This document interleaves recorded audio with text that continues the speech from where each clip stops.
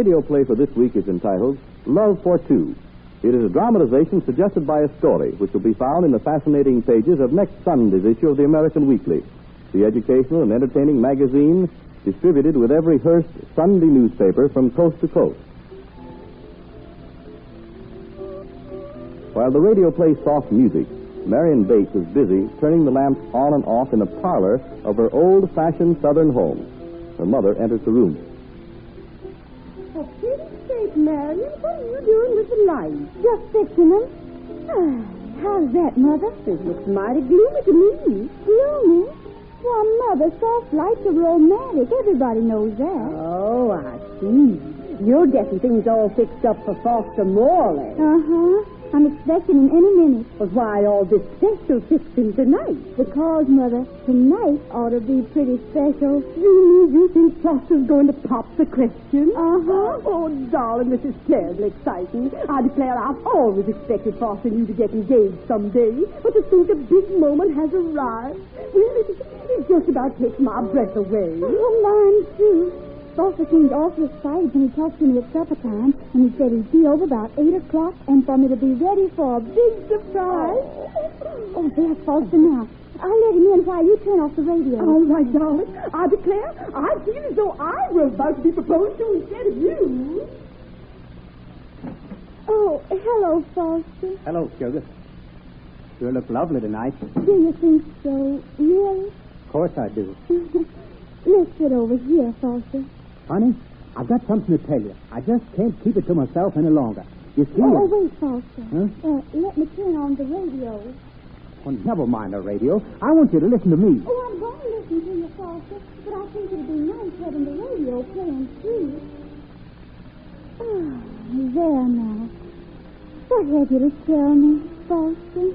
Well, I don't know how to begin, honey. It's all so thrilling and exciting, I can't hardly find the right words to tell you. Yes, Foster. You see, love is a funny thing. Oh, yes, I know, Foster. You do, honey? Honest? Uh-huh. Hey, that makes things easier. You'll understand how I feel then. Oh, yes. Isn't love wonderful, Foster? I'll say it is, honey. It sure has hit me hard. Has it, Foster? Has it? Yes, sir. It's got me going around in circles ever since I saw that movie, Love for Two. Was that when you discovered you were in love? Sure was. It hit me like a ton of bricks the moment I saw her. You saw her? There now, you see? I should have told you right off. Honey, I'm head over heels in love with Lucille Lamour. Oh, Foster. The movie I know what you're going to say. Is she's a movie star, and I'll never get to meet her. But there's the big surprise I have for you. Lucille Lamour's coming to town next week. Oh, she is? Yes, sir. They want to take some scenes from her newest picture right here in Swanton. And what do you think? I can't see. I've rented the movie company the Fallowby Estate. They're going to be right across the street from Mother and me? Yes, sir. Isn't that exciting? Oh, yes. Yes, of course, Foster. That's just wonderful.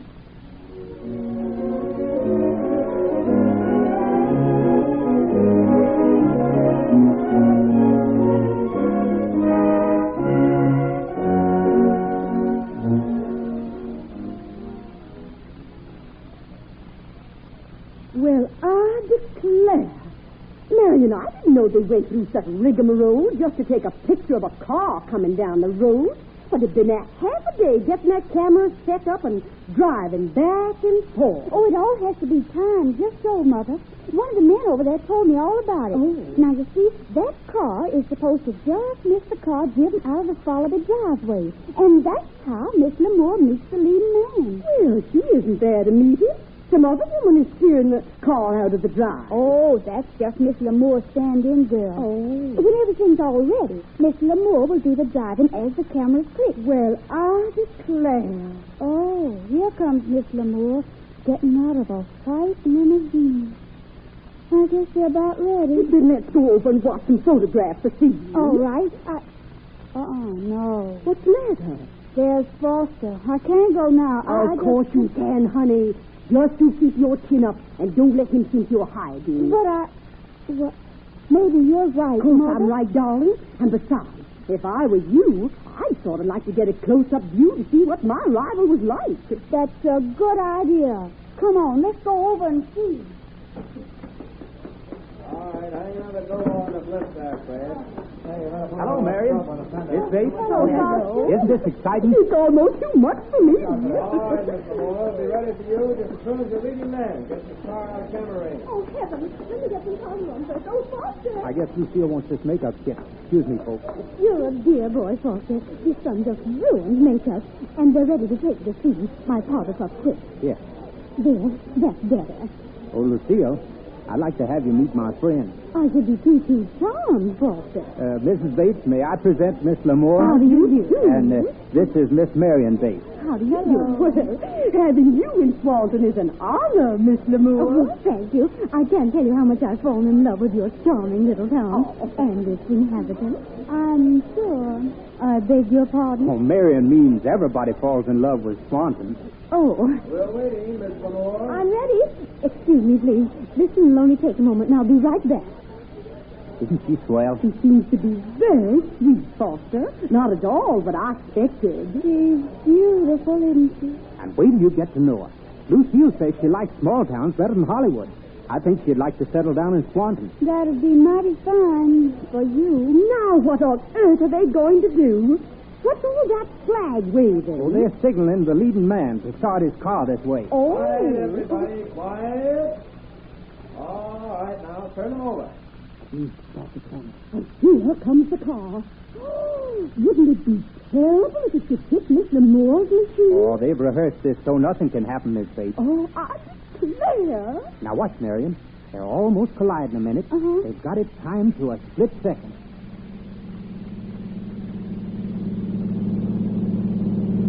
Oh, my stars. What's the matter, Foster? Lucille's driven out too far on the road. Oh. The lead man's going to crash into her. Lucille, look out!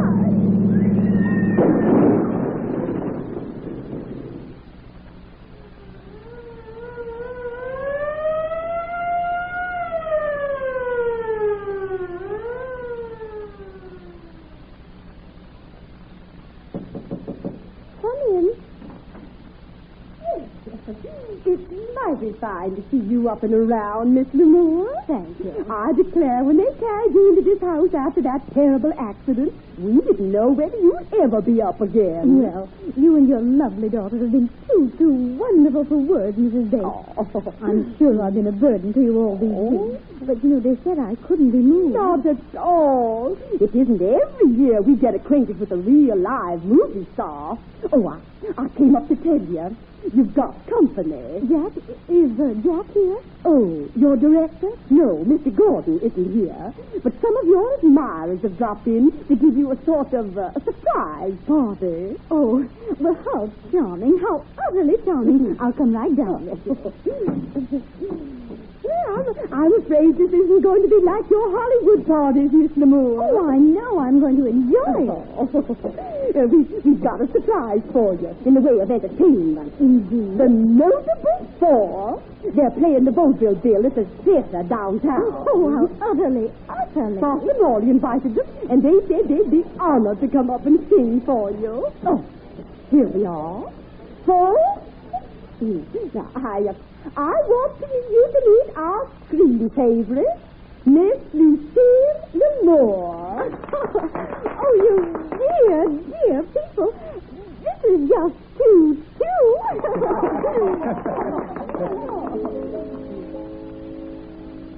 Somewhere my love lies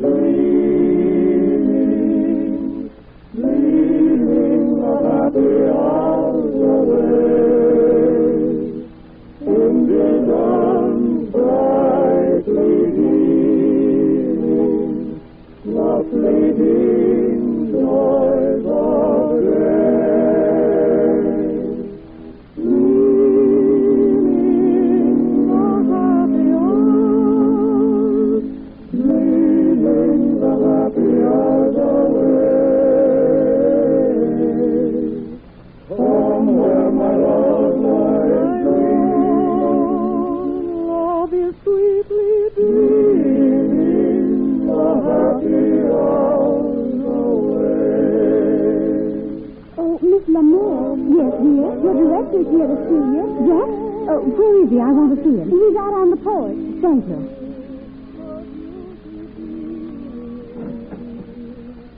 Well, Lucille, they told me you were better. Say, what's the idea of deserting me here in the sticks, Jack Gordon? I'll keep your shirt on, baby. I came back as soon as I could. That picture took longer than it was scheduled to. I had a heck of a time getting someone to replace you. Yes, I believe that will tell me some more. Of all the rotten deals, I got the rottenest. That smash-up was bad enough, but having to get that Gloria Golding to finish the picture, why, that lens-hogging, camera-angle-conscious little tramp. Not so loud. You want all of Swanton to hear you? Well, why not? I'm sick and tired of being cooped up in this anthill. Down, Lucille. Pipe down. You're not in Beverly Hills, you know. Don't I know, though? Oh, I wish I was in Beverly Hills. Believe me, if I'd been home... All right. You only keep that empty head of yours shut long enough. I'll be able to tell you that I've come to take you back to Hollywood. Well, why didn't you say so in the first place, stupid? Just wait till I get my duds packed and I'll be... Oh, excuse me. I didn't know you was with somebody, Lucille. Why, you know Jack Gordon. Of course. Good evening, Mr. Gordon. Won't you join the party? Party? Oh, yes, Jack. These dear, dear people are giving a party in my honor. Isn't that just too? Yes, John. Let's go in, shall we? Or as you say down here, Foster, shall we all? Well, I wanted to see you alone a minute. Oh, why, Oh, certainly. Excuse me. I'll just go on inside. Lucille. Yes? Lucille, from the very first time I saw you on the screen in Love for Two, I've been in love with you. Why, Foster, I had no idea. I've been waiting for you to get well to ask you to marry me. Marry you? Now, listen, Foster, you're a nice boy, but get that idea out of your head. I can't marry you or anyone else.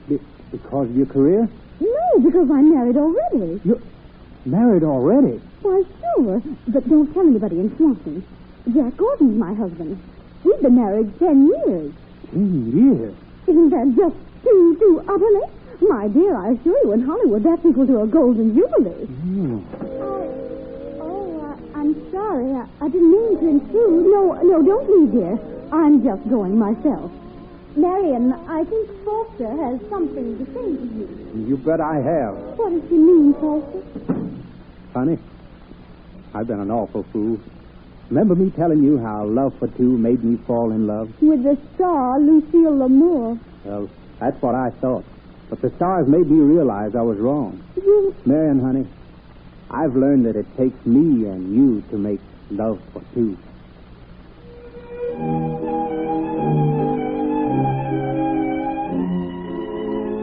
The radio drama to which you have just listened was suggested by an interesting article appearing in next Sunday's issue of the American Weekly, the magazine distributed with all Hearst Sunday newspapers from coast to coast. This is Wentworth announcing and turning the microphone over to your own announcer.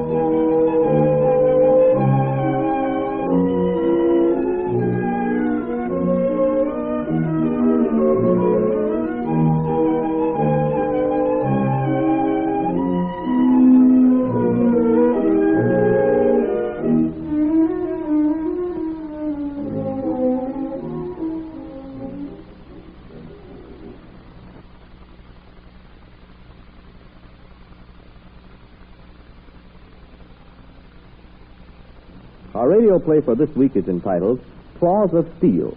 It is a dramatization based on a story which will be found in the fascinating pages of next Sunday's issue of the American Weekly, the educational and entertaining magazine distributed with every Hearst Sunday newspaper from coast to coast.